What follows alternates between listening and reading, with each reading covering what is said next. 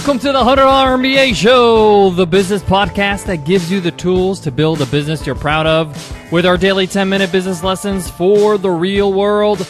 I'm your host, your coach, your teacher, Omar Zenhom. I'm also the co-founder of the $100 MBA, a complete business training and community online. And today is a two-part lesson where you will learn how to be a pro with email. This is part one. Email is something that we have to deal with. It could take a lot of time if we don't handle it properly in our business. So this is why I'm dedicating a two-part lesson on this critical topic. This is not only time management or managing your email, but it's also about how to write great emails, effective emails, like an absolute pro. So let's get down to business.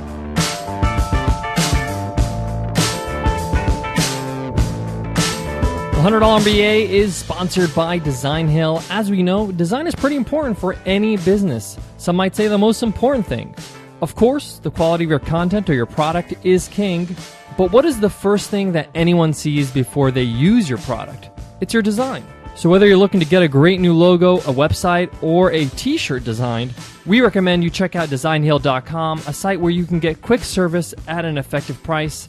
The best part, it comes with a 100% money-back guarantee. If you go to designhill.com/promo/100MBA, you'll get a $50 power upgrade of services for free and 100% off your contest posting fee. Again, that's designhill.com/promo/100MBA. Email can be overwhelming, guys, and it can get more and more overwhelming as you're growing in your business.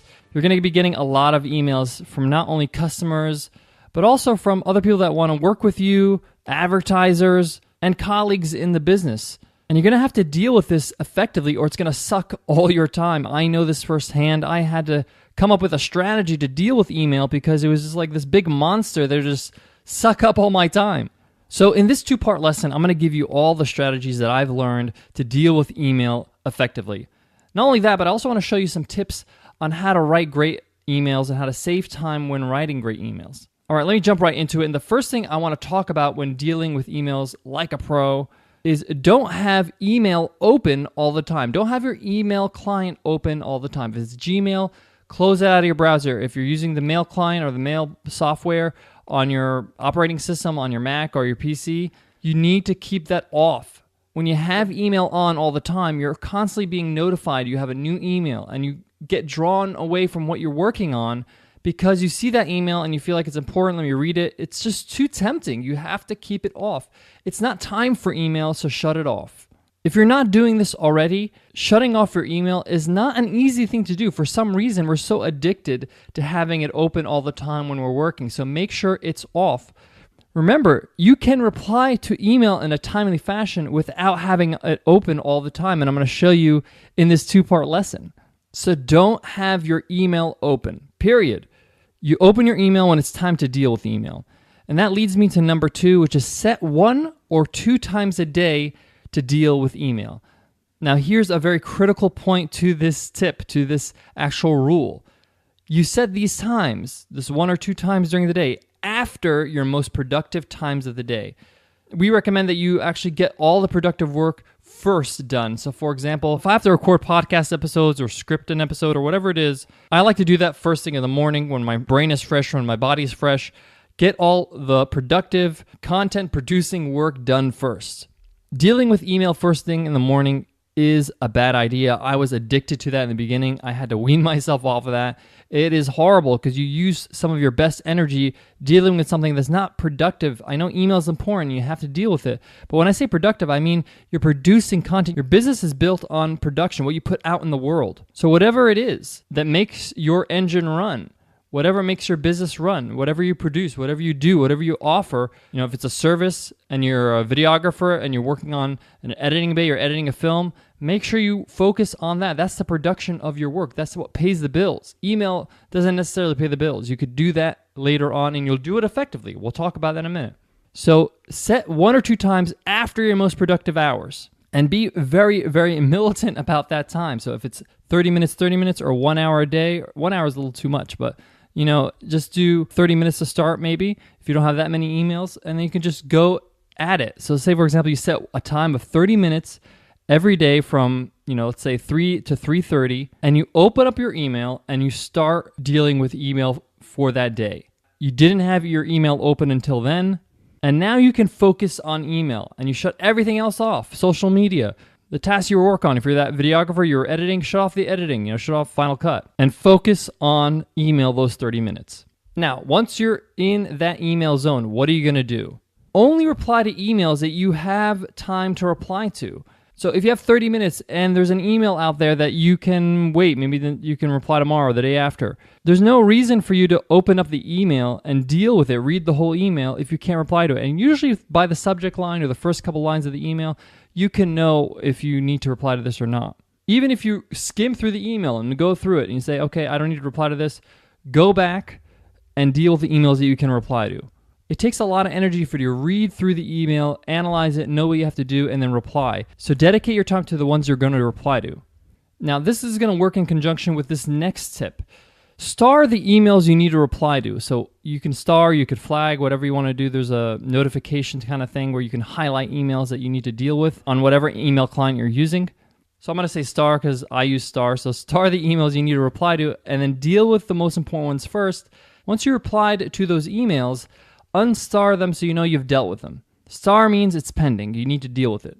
And just go through your emails that way. If there are some emails that are less important that you couldn't reply to today, and you're going to reply to them tomorrow because maybe you'll have less emails tomorrow, then they'll be starred and you know you still have to reply to them. If you don't do this, they will get lost. I remember I used to get so many emails. I used to get lost on which ones I replied, which ones I didn't reply, which ones I've read. Did I deal with this email or not? The star system really works for me. Guys, I got another goodie for you, but before that, I got to show some love to today's sponsor, Stamps.com. Computers are designed to make running a business easier, including your mailing and shipping. Just use Stamps.com to get 24-hour access to the post office right from your computer. No waiting in lines, no hassles, nothing. Stamps.com makes mailing and shipping super easy.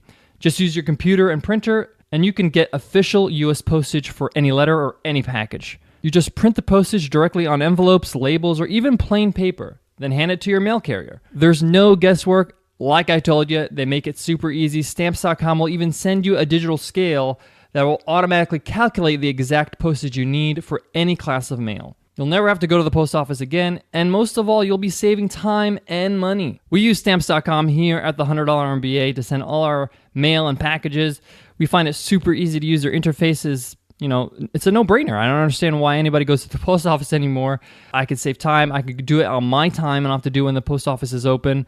So I really recommend using Stamps.com. And right now, if you use my promo code MBA, you can get this special offer. It's a no-risk trial plus a $110 bonus offer, which includes a digital scale and up to $55 of free postage. So don't wait. Go to Stamps.com before you do anything else. Click on the microphone at the top of the homepage and type MBA. That's Stamps.com, enter MBA. This next tip on how to deal with email like a pro is very dear to my heart, and I really believe in it. And it's called, or what I call it, is Mama Didn't Raise No Fool. And what I mean by that is a lot of people nowadays are writing very, I would say, rude emails or abrupt emails, emails that don't have any feeling or warmth because they do not feel like they have the time. I personally disagree with this "I'm too busy to be polite" business. I believe it's not good for business. A lot of people are sending emails out with no salutation, no "how you doing," no "thanks" or "thank you," or no "please," nothing. It's just one-liners. I know you're busy, but you still have to communicate with people in a polite and friendly manner. This includes everybody, your clients, colleagues, people reaching out to you, advertisers, people looking for help, or maybe they're looking for an opportunity. Maybe they want a guest post on your site. We're all busy. I understand that. But your first interface with people is email, and you need to make sure you're making a good impression. So it's not going to cost you too much more time to say hello and to ask how the sender's doing. How are you? Thanks for sending this. Thanks for reaching out. Having a salutation. Have a great day. Take care. Goodbye. Whatever. I mean, for me, an email must have these things, or you're just not functioning like a human being. Maybe that's a little too extreme, but what I mean is I really think you're dropping the ball when it comes to dealing with email when you don't have these things in place, because people get an impression about you when they read your emails and they don't have these, salutations, when they don't have these pleasantries, which are important in our society. People want to feel like they're treated with respect. So starting out with an email with thanks for reaching out or thanks for sending this email, I hope you're doing well, it's not going to take more than 4 seconds, but it's going to mean a lot to the person who receives it. Guys, remember, this is just part 1 of a 2-part series on dealing with email like a pro. Tomorrow is part 2, so make sure you check out tomorrow's episode.